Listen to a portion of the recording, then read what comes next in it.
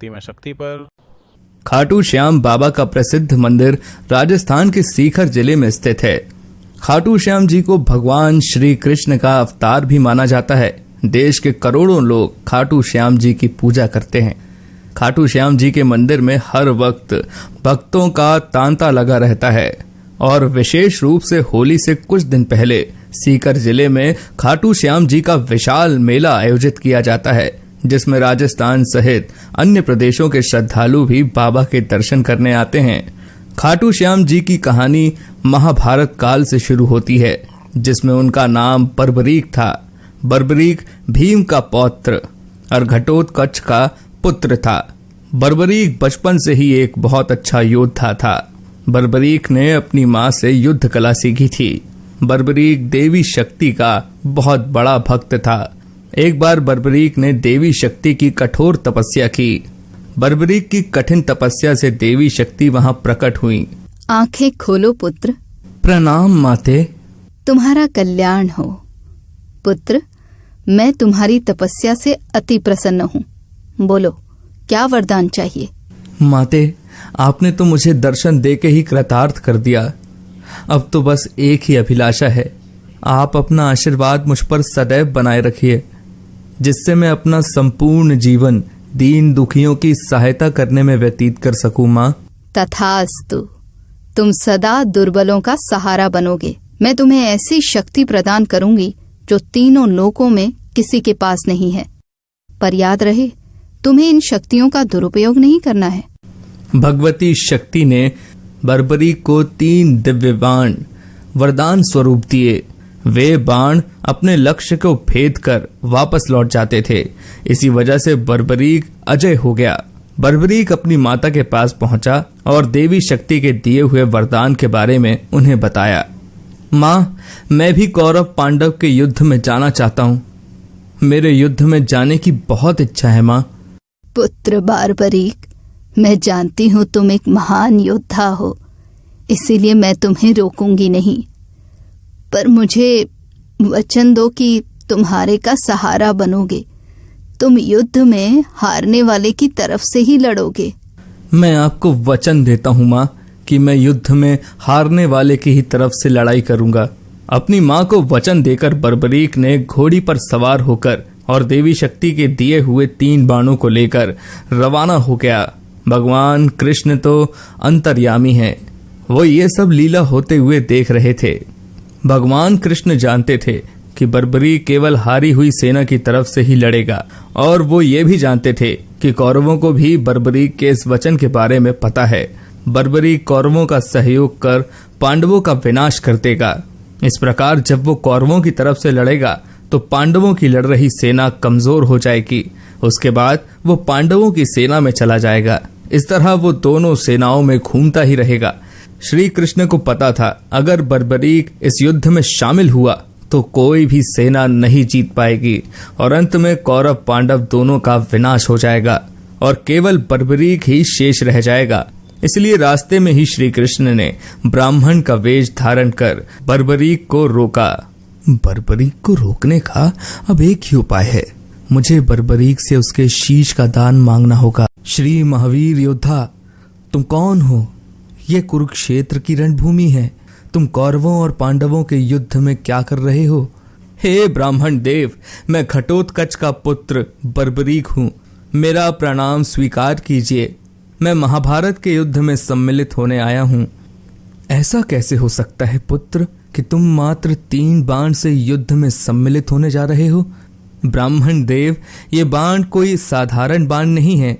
इनमें से मात्र 1 बाण भी शत्रु सेना को परास्त करने के लिए पर्याप्त है, और ऐसा करने के बाद बाण वापस तरकश में ही लौट आएगा। अच्छा, तो फिर इस पीपल के पेड़ के सभी पत्तों को छेद कर दिखाओ जरा। बस इतनी सी बात ब्राह्मण देव, अभी किए देता हूं। बर्बरीक ने ब्राह्मण रूपी श्री कृष्ण की चुनौती स्वीकार कर ली। बाण ने अपने लक्ष्य से तुरंत छूटते ही सारे पत्तों को भेद डाला और वापस आकर ब्राह्मण रूपी श्री कृष्ण के पैरों के आसपास चक्कर काटने लगा, क्योंकि उन्होंने भी एक पत्ता अपने पैर के नीचे छुपाया था। ब्राह्मण राज, अपना पैर यहाँ से हटा लीजिए, वरना ये आपके पैर को भी भेद देगा। ये तीर अपने लक्ष्य को पूरा किए बिना तरकश में नहीं लौटते हैं। बर्बरीक के तीर अचूक हैं, लेकिन अपने निशाने के बारे में खुद बर्बरीक को भी पता नहीं रहता है। असली रणभूमि में अगर मैं सभी पांडव भाइयों को अलग अलग कहीं छिपा भी दूं ताकि वो बर्बरीक का शिकार होने से बच जाएं, तब भी बर्बरीक के तीर किसी को नहीं छोड़ेंगे। इन अचूक तीरों से कोई भी नहीं बच सकता है। हे वीर योद्धा, मैं तुम्हारे साहस की सराहना करता हूँ। मैं तुमसे दान स्वरूप कुछ मांगना चाहता हूँ। ब्राह्मण राज, अगर मेरे वश में होगा तो मैं आपकी इच्छा स्वरूप दान की अभिलाषा जरूर पूर्ण करूंगा। मैं वचन देता हूँ ब्राह्मण राज, आप मुझसे दान में जो भी मांगेंगे मैं आपको मना नहीं करूंगा। मुझे तुम्हारा शीश दान चाहिए पुत्र, क्या तुम ऐसा कर सकते हो? आप कौन हैं? मुझे अपना परिचय दीजिए। आप मुझे ब्राह्मण नहीं दिखाई देते, कृपया करके मुझे अपने वास्तविक रूप से अवगत कीजिए। बर्बरीक की प्रार्थना करने पर भगवान कृष्ण अपने रूप में आ जाते हैं। बर्बरीक उन्हें प्रणाम करता है। वासुदेव कृष्ण, आप स्वयं मेरे शीश दान की अभिलाषा हेतु आए हैं। बर्बरीक, युद्ध भूमि की पूजा के लिए एक वीर वर क्षत्रिय के शीश दान की आवश्यकता होती है और तुम महावीर महायोद्धा हो, अतएव मैं तुमसे शीश दान मांगता हूँ। हे वासुदेव कृष्ण, मैं आपको अपना शीश अवश्य दूंगा, पर मेरी दो इच्छाएं हैं। पहला ये कि मेरी देह को आप स्वयं अग्नि देंगे, और दूसरी इच्छा ये है कि मैं अंत तक इस युद्ध को देखना चाहता हूँ। ऐसा ही होगा वीर शीशदानी बर्बरीक। कलयुग में लोग तुम्हें हारे हुए का सहारा बोलेंगे, तुम्हें श्याम नाम से पुकारेंगे। मेरे नाम से ही तुम्हारी कलयुग में पूजा की जाएगी। कलयुग में खाटू श्याम नाम से तुम्हारी पूजा होगी। फाल्गुन माह की द्वादशी को बर्बरीक ने अपने शीश का दान दिया। बर्बरीक को ब्रह्मा जी ने एक श्राप दिया था, जिसके मुताबिक उनकी मृत्यु पृथ्वी लोक पर भगवान कृष्ण के ही हाथों होगी, तभी वो श्राप से मुक्त हो पाएंगे। बर्बरीक का सर युद्ध भूमि के समीप ही एक पहाड़ी पर सुशोभित किया गया, जहां से बर्बरीक ने महाभारत का संपूर्ण युद्ध देखा।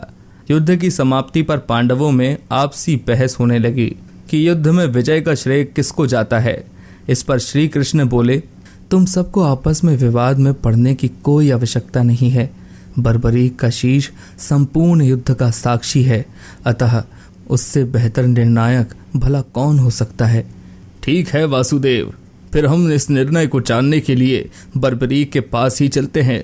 पौत्र बर्बरीक, तुमने तो युद्ध को बहुत ध्यान से देखा है, क्या तुम बता सकते हो हम सब वीरों में से इस युद्ध को जीतने का श्रेय किसे जाता है? श्री कृष्ण ने ही इस युद्ध में विजय प्राप्त कराने में सबसे महान कार्य किया है। उनकी शिक्षा, उनकी उपस्थिति, उनकी युद्ध नीति निर्णायक थी। मुझे तो युद्ध भूमि में सिर्फ वासुदेव कृष्ण का सुदर्शन चक्र घूमता हुआ दिखाई दे रहा था, जो कि शत्रु सेना को काट रहा था। इस धर्म युद्ध को जीतने का संपूर्ण श्रेय भगवान श्री कृष्ण को ही जाता है। वीर बर्बरीक, तुम धन्य हो, तुमने बिल्कुल सही निष्कर्ष दिया है। इसके पश्चात सभी पांडव बर्बरीक के निर्णय की सराहना करते हैं और भगवान कृष्ण से क्षमा मांगते हैं, क्योंकि वो जानते थे यदि स्वयं वासुदेव न होते तो ये धर्म युद्ध जीतना असंभव था। धर्म की विजय स्वयं वासुदेव कृष्ण के कारण ही हुई थी। भगवान कृष्ण के आशीर्वाद से बर्बरीक को कलयुग में श्याम नाम से पुकारा जाने लगा। आज भी खाटू श्याम जी महाराज के अनेकों भक्त रोजाना उनके दर्शन करने आते हैं और उनसे मन वांछित फल की प्राप्ति भी करते हैं। पूरी कहानी देखने के लिए आप सभी का धन्यवाद।